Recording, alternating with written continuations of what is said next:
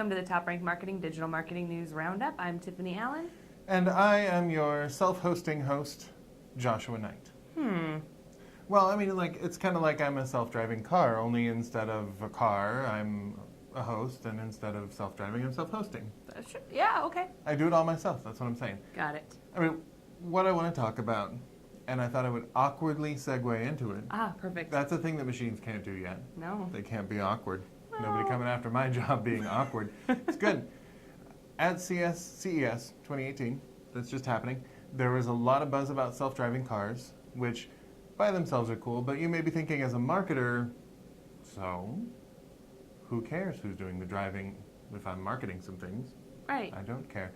However, there was a really cool article in HubSpot that will be included in our little roundup, probably, around there, like knee level. Yeah. Talking about why marketers should care about self-driving cars. And it turns out this is going to be another channel, for one, for delivering some marketing, some brand messaging, that cars are going to be moving most likely away from an ownership and more to a subscription model, because if the car can come get you whenever you want, you don't really need to have it sitting in your garage. So you've got this mobile thing going around, getting user data, aggregating it. That may be something as part of the subscription service that marketers will be able to tap into. So we'll know who the people are and where they're going, and that may be a venue for being able to deliver marketing messaging. Interesting. So there is this new potential, this new channel for data-driven marketing. You've got somebody riding in a self-driving car is driven. Yes, somebody riding in a self-driving car is essentially the ultimate captive audience. It's like being on a road trip, except the car never threatens to just turn around and go back home if you don't stop hitting your sister. Fair. Right. So there's that potential, but also this is going to disrupt multiple industries, like almost all of the industries, I'm going to say, from car dealerships to people like AAA. So whatever vertical you're in, it's worth taking a look at how this might be affecting your industry and see how you can pivot. For example, in that article they said AAA is looking at ways they can sponsor shuttle services and have their roadside rescue be autonomous. So looking at a world where people don't own cars, but cars in fact own people. Yeah. And what will our marketing look like? NASCAR. Just like NASCAR. That's all I'm thinking about right now. It's like, oh my God, NASCAR. There's so many options for putting your logo on it. Right. Because that makes sense. Okay, anyway, this is why I don't do the self-driving cars. NASCAR. Yeah, NASCAR. Okay. Self-driving cars should just do NASCAR because that will be super easy. And safer. You know, there's no snow or rain or ice on the track. And all they have to do is turn left. Yeah, I can turn left. No, I can't. I'm very bad at it. In other news, okay, so I got really excited when I read this. Okay. I want you to be excited too. I will try. You ready?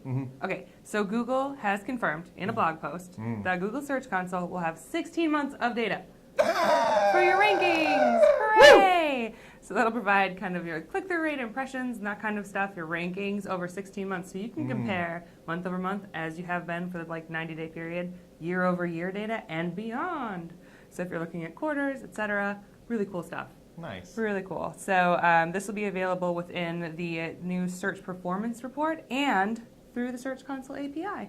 Nice. So you mean they're going to be not only storing this data, but putting it in places where data people can get it and mold it and make things with it? Make it into actionable insights in their own little dashboards, for example. Intelligent, beautiful dashboards. We should do things like that for our clients that we already do. He likes to brag, this one here. So it's not clear, though. Let's not get too excited if the data will be retroactive or just on a go forward, as you know how Google is. But it's currently only available in Search Console Beta, but it is being rolled out to all users pretty soon here. So keep your eyes out for that. Very exciting stuff. Can't wait to see it. I hope I have it. I have not looked.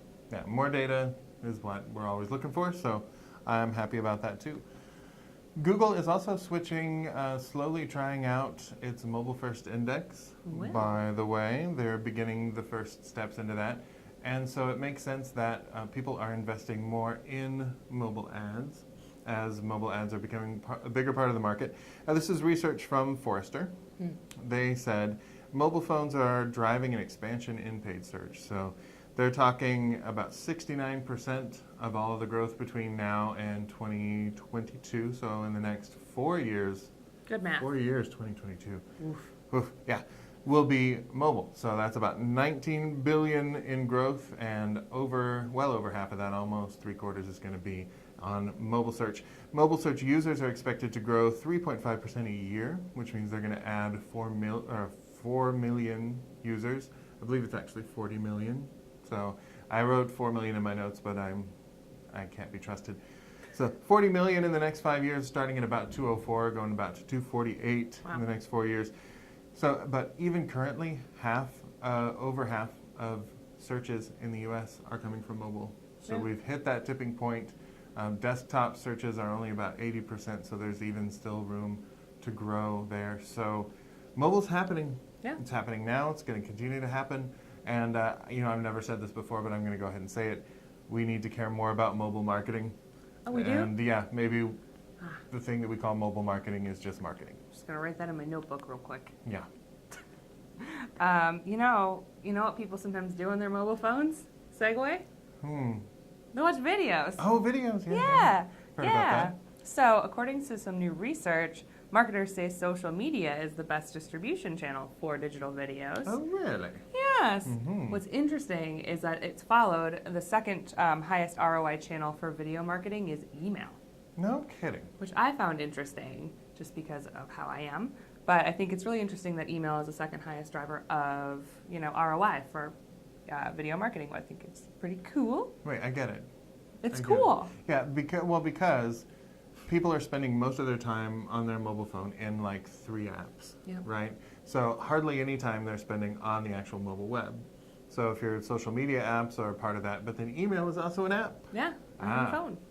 Yes. So the type of digital videos most commonly created by businesses are product and service showcase pieces. So like demo of your product, this is what we can do, check it out. Customer testimonials and educational pieces. So that makes sense. A lot of that is also kind of correlating with what we see with blog content trends and those sorts of things. Absolutely. Makes sense. 50% of respondents say they're reallocating funds from traditional media budgets to compensate for digital videos. 37% are reallocating budgets from their digital media bucket. So it's kind of a difference, a small difference, a little bit of an even split there, which I think is interesting. It is good to see that some of those traditional budgets are being taken over by digital. Yeah, it's weird to say, like, is it media or is it marketing? Right. Who Could be two pays? things. Yeah. I find the whole video thing is kind of fascinating, but also that people are shooting now video that is formatted to look better on phones. In a mobile-first world, that's where you are. Personally, my eyes are horizontally allocated, so I prefer a video that's turned sideways. Got it. However, vertical video does seem to be the way that marketing's going, and where marketing goes, so goeth I. I think it's interesting that your eyes are horizontally allocated. They are. I mean, there's one there and there's one over there. Fair enough. Well, that's all the news we have for you today. You can subscribe to the TopRank blog for more. Check out the blog post, or follow TopRank at Twitter, or on Twitter at TopRank, or me at Tiffany_Allen. And you'll find me on Twitter at Nitewrites. That's NITEWRITES. Okay, we'll see you next week. Thanks for tuning in. Bye.